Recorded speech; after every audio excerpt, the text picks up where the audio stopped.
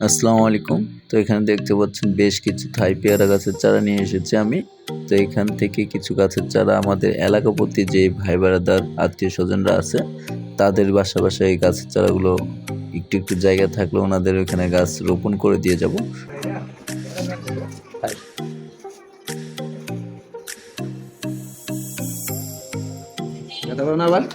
এটা নেবো মা। আচ্ছা এটা দিবা বিসমিল্লাহির রহমানির বিসমিল্লাহ আল্লাহ।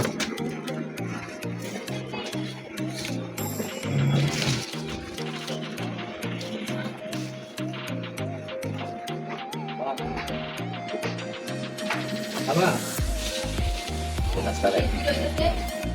আচ্ছা ছেলে কাজ করে পানি